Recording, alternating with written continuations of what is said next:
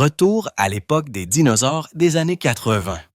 Et oui, j'apportais mes cassettes au DJ et je les rendais tous fous. J'étais implacable et ils me voyaient et s'enfuyaient. Une lettre privée des années 1990 vient de faire surface lors d'une vente aux enchères. À l'intérieur, Madonna a écrit des mots brutaux sur deux des plus grandes stars d'Hollywood. Elle a dit qu'elle préférerait mourir plutôt que de leur ressembler. Mais cette lettre n'était que le début. À 66 ans, Madonna révèle des décennies de querelles cachées, de chansons volées et de trahisons coulisses. Un chanteur l'a accusée de faire du lip-sync et a dit qu'elle devrait être abattue. Un autre l'a méprisée depuis le collège. La vengeance se prépare depuis des décennies. Et maintenant, Madonna est prête à régler tous les comptes. Madonna est née le 16 août 1958 à Bay City, dans le Michigan, mais elle a grandi à Rochester Hills, une banlieue de Detroit. Son père, Silvio Ciccone, travaillait comme ingénieur de conception chez Chrysler. Sa mère, Madonna Fortone, restait à la maison et élevait les enfants. Lorsque Madonna n'avait que 5 ans, sa mère est décédée d'un cancer du sein. Elle n'avait que 30 ans. La perte a été un coup dur et est restée avec Madonna toute sa vie. Elle a dit plus tard que cela l'avait fait se sentir seule et lui avait donné envie de survivre quoi qu'il arrive. Cela l'a également amenée à remettre question l'autorité, particulier les règles catholiques strictes avec lesquelles elle a grandi. Elle a dit un jour qu'elle n'était qu'une fille solitaire à la recherche de quelque chose. Mais elle a commencé à se libérer grâce à la danse. Au lycée Rochester Adams, son talent s'est démarqué. Elle a commencé le ballet à l'âge de 14 ans et s'est entraînée avec Christopher Flynn, qui est devenu son mentor. À 16 ans, elle dirigeait des spectacles scolaires et volait la vedette. Elle a obtenu une bourse de danse à l'Université du Michigan. Mais l'université ne lui suffisait pas. 1978, à l'âge de 19 ans, elle a fait sa valise et a déménagé à New York avec seulement 35 $. Elle a dit plus tard que c'était la chose la plus courageuse qu'elle ait jamais faite. Pour survivre, elle a exercé toutes sortes d'emplois. Elle a servi des beignets chez Dunkin' Donuts à Times Square, mais a été renvoyée pour avoir aspergé de la gelée sur un client. Elle a posé nue pour des cours d'art dans des écoles pour 10 $ de l'heure. Plus tard, ses photos ont été vendues par des magazines comme Playboy et Penthouse. Madonna se fichait. Elle a dit qu'elle n'avait rien à avoir honte. Elle a également dansé tant que choriste pour des artistes comme Patrick Hernandez et a travaillé sur de petits spectacles avec l'artiste Dan Gilroy. Sa devise était simple. Elle ferait tout ce qu'il faudrait. Elle s'est entraînée pendant des heures, sans manger, et les gens l'ont remarqué. Elle était toujours la première à arriver et la dernière à partir. Elle a rejoint un groupe appelé Breakfast Club 1969. D'abord tant que batteuse, puis tant que chanteuse. Mais elle voulait le contrôle. Elle a créé son propre groupe, Emmys and the Emmys, avec son petit ami Stephen Bray. Ils ont joué dans de petits clubs comme le CBGB et le Mode Club. Elle s'est produite résille et lingerie. Les gens chuchotaient sur son comportement sauvage. Mais tout cela faisait partie du plan. Elle voulait de l'attention. Elle voulait la gloire. Elle distribuait des démos, parlait aux DJ et refusait d'être ignorée. 1982, elle a rencontré le DJ Mark Cammons à Dancetia, une boîte de nuit new-yorkaise. Elle l'a supplié de jouer sa démo. La foule a adoré. Cammons l'a aidé à rencontrer Seymour Stein de Sire Records. Stein était à l'hôpital à ce moment-là, Madonna se fichait. Elle est entrée dans sa chambre d'hôpital et s'est présentée quand même. Ça a marché. Il l'a engagée. Son premier single, Everybody, est sorti octobre 1982. Il est devenu un succès club, atteignant la 3e place des charts dance. Étrangement, la couverture ne montrait pas sa photo. Certaines personnes pensaient qu'elle était noire, mais cela n'avait pas d'importance. Son ascension avait commencé. Son premier album est sorti le 27 juillet 1983. Il s'appelait Madonna. Ce n'était pas un processus facile. Elle n'était pas toujours studio.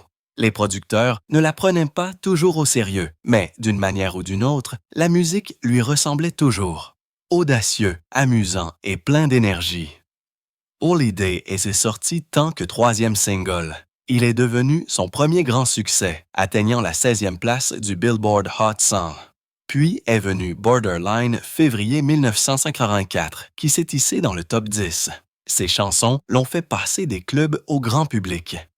Elles ont changé le son de la pop. Elles ont donné à MTV un nouveau visage et ont dit aux jeunes femmes qu'elles pouvaient prendre le contrôle.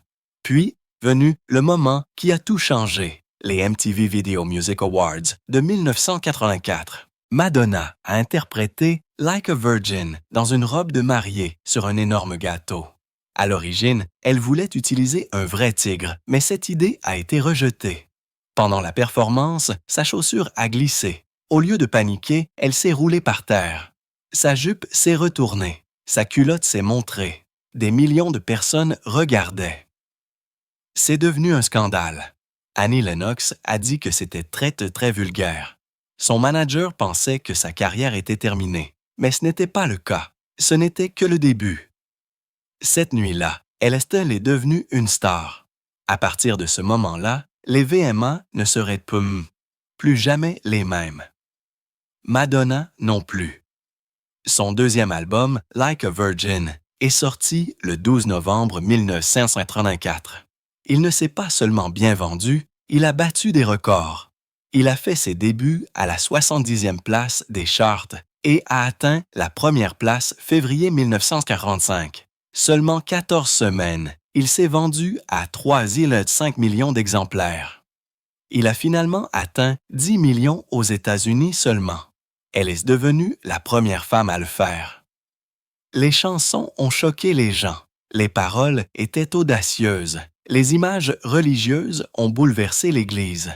Mais Madonna n'a pas reculé. Elle a continué à insister. Elle a continué à défier. Plus les gens se plaignaient, plus elle devenait grande.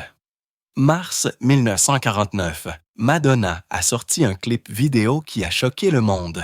Like a Prayer était un défi direct à la religion, aux problèmes raciaux et aux normes sexuelles, le tout condensé, 4 minutes d'imagerie audacieuse.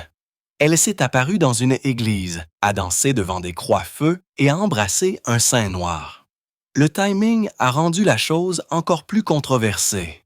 Il est sorti quelques semaines avant Pâques. Le Vatican a qualifié cela de blasphème. Des groupes religieux et des organisations familiales ont lancé des protestations. Au milieu du tumulte se trouvait Pepsi. Il venait de signer un contrat de 5 millions de dollars avec Madonna, dans l'espoir d'utiliser la chanson dans leur campagne publicitaire. Après la réaction négative, Pepsi a retiré la publicité, mais a laissé Madonna garder l'argent. Certains pays ont complètement interdit la vidéo. L'Italie a menacé d'annuler ses concerts, mais rien de tout cela ne l'a ralenti.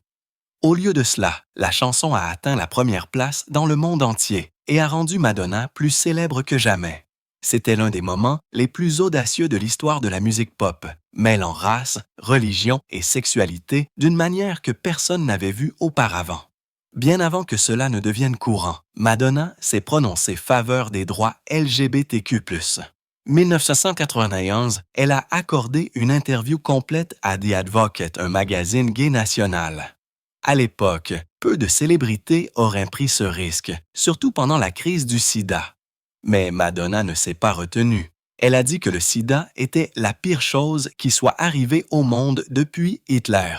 Cette seule phrase a fait les gros titres. Elle a continué à s'exprimer.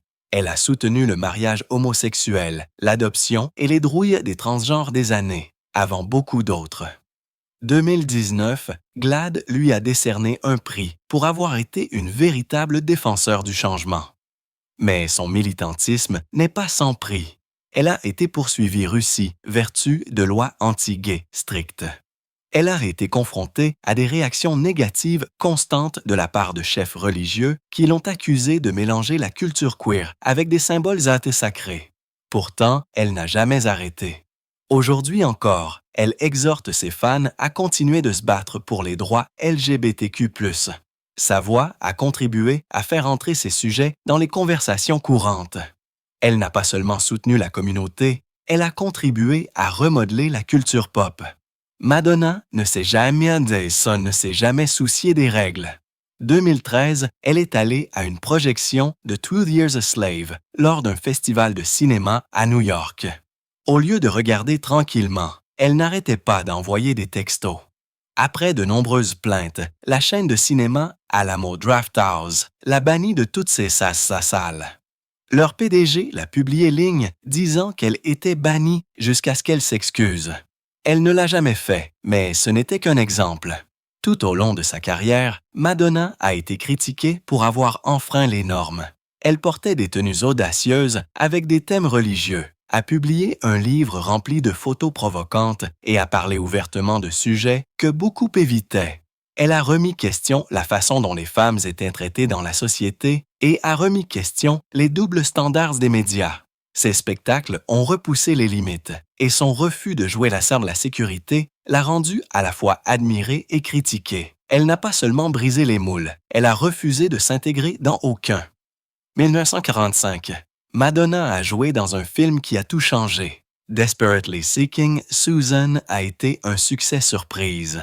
Il avait été lancé dans 268 salles et a rapporté plus de 1,5 million de dollars dès son premier week-end.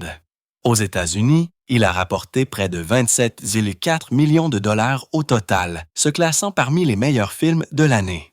Les critiques l'ont également aimé. Sur Rotten Tomatoes, 86% des critiques étaient positives. Pauline Kael l'a qualifiée de déesse. Certains ont même dit que c'était son meilleur rôle d'actrice. Mais après cela, les choses ont empiré. Shanghai Surprise, Who's That Girl et Body of Evidence ont tous été des échecs. Les critiques les ont démolis et elle a obtenu plusieurs nominations. Aux Razzie Awards pour la pire actrice, puis 1996, tout a changé à nouveau. Madonna a joué dans Evita, dans le rôle d'Eva Perón. Ce fut un succès mondial, rapportant plus de 141 millions de dollars au box-office, ce qui représenterait environ 283 millions de dollars aujourd'hui. Elle a remporté un Golden Globe de la meilleure actrice dans une comédie musicale ou une comédie. Elle a également battu un record du monde pour le plus grand nombre de changements de costumes dans un seul film, 85 au total, dont 39 chapeaux et 56 paires de boucles d'oreilles. Ce fut un retour force majeure et l'une des rares fois où les critiques ont salué son jeu d'actrice. Madonna a épousé Sean Penn le 16 août 1945, son 27e anniversaire et son 25e anniversaire. Ils s'étaient rencontrés plus tôt cette année-là, lors du tournage de son clip Material Girl.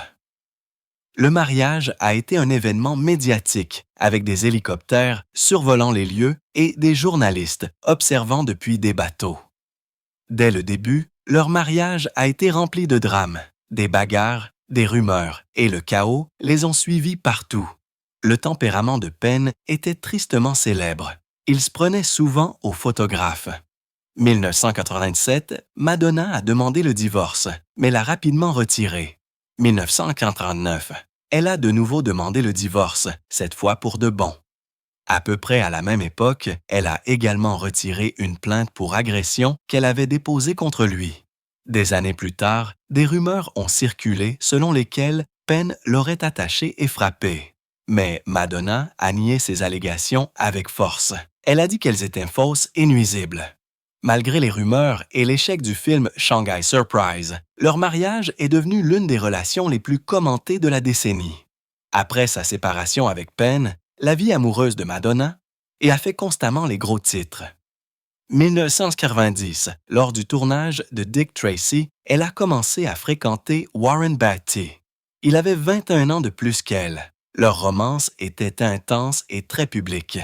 Dans son documentaire Truth or Dare, Beatty a plaisanté sur le fait qu'elle avait toujours besoin de se produire.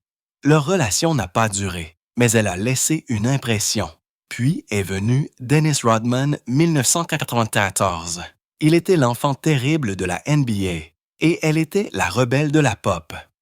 Rodman a affirmé plus tard qu'elle lui avait offert 20 millions de dollars s'il pouvait la mettre enceinte. Leur temps ensemble a été bref, étrange et très public. Avant cela, Madonna avait fréquenté Vanilla Ice. Elle l'a demandé mariage, inversant les rôles habituels. Mais leur relation s'est terminée après que son livre, Sexe, l'ait présenté sans son consentement total. Il s'est senti trahi. Puis, il y a eu des rumeurs sur John F. Kennedy Jr. Certains ont affirmé qu'ils avaient dû une liaison secrète à Hyannisport. Ils ont bu des cocktails dans des verres gravés du surnom de son enfance. Personne ne l'a jamais confirmé, mais l'histoire est devenue une partie de sa légende. Octobre 1996, Madonna est devenue mère. Elle a donné naissance à sa fille, Lourdes Maria Ciccone-Léon, dans un hôpital de Los Angeles. Le père du bébé était Carlos Léon, l'entraîneur personnel de Madonna. Lourdes pesait 3 kg. Dès sa naissance, les caméras n'ont jamais arrêté. Les paparazzis ont encerclé l'hôpital. Les journalistes ont spéculé sur tout, de la façon dont le bébé était né à la façon dont Madonna l'élèverait, mais Madonna est restée discrète. Son porte-parole a déclaré qu'aucun détail ne serait partagé. La naissance a changé l'image publique de Madonna. Elle n'était plus seulement la star de la pop rebelle. Elle était maintenant une mère sous surveillance constante.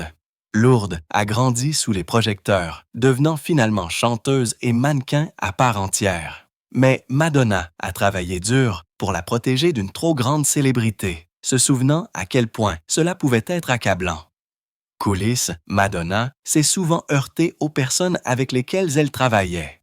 Sur les plateaux de tournage, elle avait la réputation d'être dure. Elle voulait un contrôle créatif sur son apparence et sur la façon dont son travail était commercialisé. Sur Evita, elle exigeait la perfection. Elle a eu 85 changements de costume et a insisté sur des façons spécifiques de la filmeur. Le réalisateur Alan Parker a déclaré que leur relation était tendue mais productive. Le film a remporté des prix et la performance de Madonna a été saluée. Même avec des co-stars comme Warren Beatty, il y a eu des moments de tension. Dans Truth or Dare, Beatty s'est moqué de son besoin d'être toujours devant la caméra. Mais Madonna se fichait. Elle a dénoncé les doubles standards. Elle a dit un jour que si elle était un homme, on l'appellerait affirmée. Mais, tant que femme, elle était qualifiée de difficile. Son attitude a bouleversé beaucoup de gens à Hollywood, mais cela l'a également aidée à survivre dans un monde qui essayait souvent de faire taire les femmes. La vie de Madonna dans les années 2000 s'est déroulée comme une série de batailles. Cela a commencé avec son mariage de conte de fées avec Guy Ritchie, décembre Tom Snow 2000. La cérémonie au château de Skibo ressemblait à quelque chose tiré d'un film. Leur fils Rocco venait de naître et pendant un certain temps, les choses ont semblé parfaites. Mais cette image parfaite a commencé à se fissurer. 2008, ils ont divorcé. La rupture n'a pas été silencieuse. Elle a conduit à une longue et amère bataille pour Rocco. 2016, lorsque Rocco avait 15 ans, il a refusé de retourner à New York. Il est resté à Londres avec son père. Les juges des deux pays les ont exhortés à régler les choses discrètement. Ils ne l'ont pas fait. Le public a regardé chaque étape, chaque rebondissement juridique. Ce qui aurait dû être une affaire privée est devenu une nouvelle mondiale.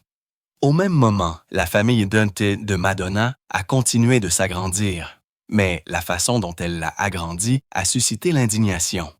2006, elle a essayé d'adopter un petit garçon nommé David du Malawi.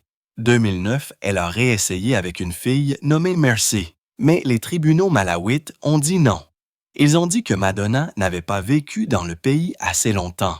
Certains ont appelé cela le privilège des célébrités. D'autres ont souligné combien d'argent elle avait donné aux écoles et aux hôpitaux là-bas. Elle n'a pas abandonné, elle a fait appel et elle a gagné.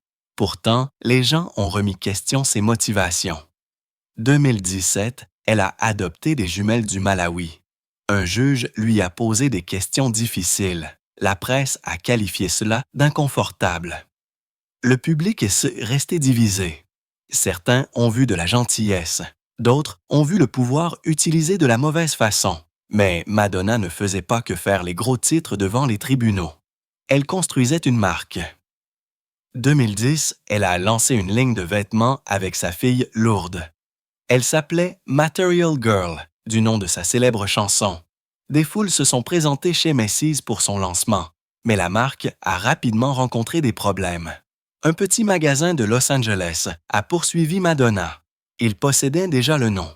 Le juge a dit que même être la Material Girl ne lui donnait pas les droits légaux.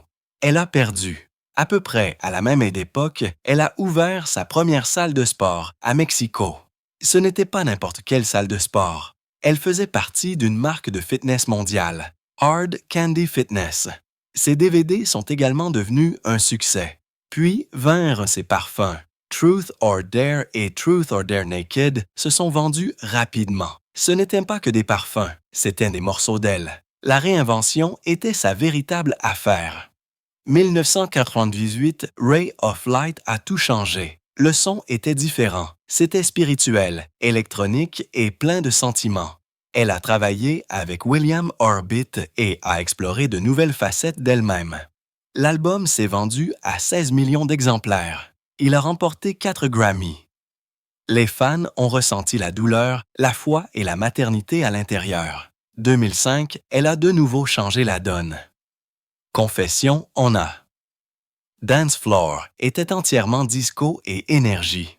Il a dominé les charts dans 40 pays. Le tube Hung Up a atteint la première place dans 41 d'entre eux. Elle a même battu un record du monde au Royaume-Uni. À 47 ans, elle est devenue l'artiste la plus âgée à figurer simultanément tête des charts de singles et d'albums. Elle ne s'effaçait pas, elle menait. Mais la gloire est venue avec le feu. 1990, son clip Justify My Love a été interdit par MTV. Il était trop explicite, trop cru. MTV a refusé de le diffuser, disant qu'il n'y avait rien qu'il pouvait couper ou flouter. Madonna n'a pas reculé. Elle l'a vendu VHS. Un demi-million de personnes l'ont acheté. Elle a transformé le rejet en un nouveau modèle commercial. Les gens ont dit qu'elle avait tout planifié depuis le début. Qu'elle l'ait fait ou non, cela a fonctionné. 2003, elle a de nouveau choqué le monde. Lors des MTV Video Music Awards, elle a embrassé Britney Spears. Puis, elle a embrassé Christina Aguilera. Elles étaient toutes habillées mariées. C'était direct, inattendu et impossible à ignorer. Le moment a explosé sur Internet et dans les talk shows. Oprah a posé des questions à ce sujet. Les parents se sont plaints. Les militants ont débattu. Britney a dit plus tard qu'elles avaient prévu juste un petit baiser. Mais juste avant de monter sur scène, Madonna a dit de le rendre réel. Ce seul geste l'a maintenue sur toutes les premières 100 pages. Elle n'avait pas besoin d'une nouvelle chanson. Elle avait un moment. Et elle a continué à repousser les limites. Lors de sa tournée de 2006, elle est apparue accrochée à une croix lumineuse avec une couronne d'épines sur la tête. Derrière elle, il y avait des images d'enfants affamés. C'était mis-scène dans des villes du monde entier. À Rome, à seulement 3 kilomètres du Vatican, la réaction a été massive. Les chefs de différentes religions se sont exprimés. Ils ont qualifié cela d'offensant et d'hostile. Madonna a dit que c'était un cri d'aide, pas une insulte. Mais les protestations ont augmenté. Les gens ont continué à parler, et c'est comme ça qu'elle aimait ça. 2011, Lady Gaga a sorti Born This Way. Quelques heures, des gens du monde entier disaient que ça ressemblait à Hung Up de Madonna 1989, Express Yourself. Les mélodies semblaient similaires, le message semblait encore plus proche. Les critiques, les fans et les experts musicaux se sont tous joints à la conversation. Madonna n'a pas tardé à réagir.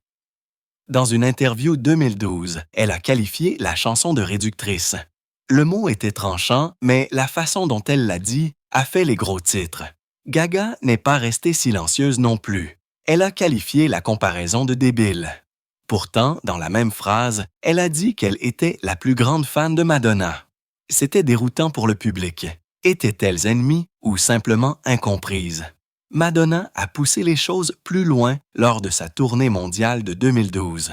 Sur scène, elle a interprété un mélange de Express Yourself et Born This Way. Puis, sans avertissement, elle a crié « Ce n'est pas moi ». Des milliers de fans ont applaudi. Lignes, des clips du mash-up sont devenus viraux. Gaga était stupéfaite. Elle a dit plus tard que c'était surréaliste d'entendre sa propre chanson dans le spectacle de Madonna. Mais elle a aussi admis que c'était étrangement flatteur. Même alors, il était clair que cette querelle était devenue quelque chose de bien plus grand que de la simple musique. C'était maintenant un drame mondial sur qui avait inspiré qui et qui possédait quoi. La querelle est allée au-delà des chansons. C'est devenu personnel. L'équipe de Madonna pensait que Gaga copiait son image, elle aussi. Les soutiens-gorge coniques, les symboles religieux, les messages forts pour les droits LGBTQ. Madonna avait déjà tout fait. Certains fans ont appelé cela un hommage. D'autres ont dit que c'était du vol. Madonna a dit privé que Gaga volait son âme. Elle avait l'impression que Gaga prenait sans donner de crédit. Même temps, Gaga n'arrêtait pas de dire qu'elle était elle-même. Les commentateurs ont commencé à se demander si l'originalité de Gaga était réelle ou juste une imitation intelligente. Les interviews de Madonna sont devenues plus émotionnelles. Elle a insisté sur le fait que personne d'autre ne faisait ce qu'elle faisait. Elle n'était pas seulement colère, elle était déçue. 2018, une photo des deux à une after-party des Oscars a semblé montrer la paix. Les fans ont pensé que la querelle était enfin terminée, mais des signes de tension ont continué à revenir. Madonna a partagé une fois un clip vidéo qui semblait se moquer de Gaga à nouveau. Elle l'a supprimé après que les fans se soient plaints. Une autre fois, elle a publié « Ne me fais pas chier lundi » et les gens ont supposé que c'était à propos de Gaga. Pendant ce temps, Gaga a partagé que Madonna ne lui avait jamais parlé directement de tout cela. Ce silence l'a blessée plus que tout. Même lorsqu'elle souriait pour les caméras, quelque chose d'inachevé planait toujours dans l'air. Une autre querelle de longue date était entre Madonna et Elton John. Elle a explosé public 2004 lorsque Elton a critiqué Madonna aux Q Awards. Il était colère qu'elle ait été nominée pour le meilleur spectacle direct. Il a crié que le lip-sync n'est pas direct et a dit qu'elle devrait être abattue pour l'avoir fait. La pièce était stupéfaite. Elton l'avait déjà insultée 2002, qualifiant son thème de Bond de la pire jamais réalisée. Il s'est moqué d'elle à nouveau 2012, après sa performance au Super Bowl. Il a dit qu'elle devrait s'assurer de bien faire du lip-sync. Cela ne s'est pas arrêté là. Il l'a même appelée une stripteaseuse de foire. Pendant près de 20 ans, Elton a continué à attaquer. Madonna n'a jamais riposté directement. Son équipe a toujours dit qu'elle chantait direct. Finalement, après une conversation privée coulisses, Elton s'est excusé. Madonna lui a pardonné. La querelle s'est terminée discrètement, mais les gens n'ont jamais oublié à quel point elle avait été folle. Madonna s'est également heurtée à Mariah Carey.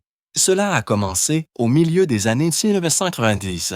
Dans une interview 1996, Madonna a insulté à la fois le système judiciaire et Mariah dans une même phrase. Elle a dit que l'Amérique était le genre d'endroit qui achetait les disques de Mariah et ne se souciait pas de l'art. C'était une déclaration brutale.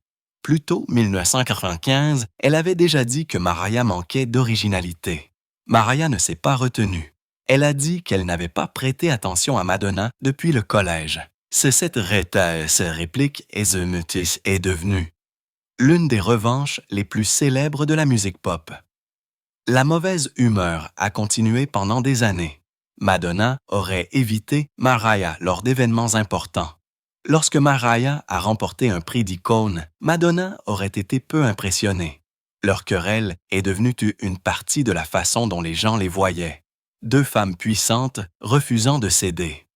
Jennifer Lopez s'est également retrouvée à recevoir le jugement de Madonna.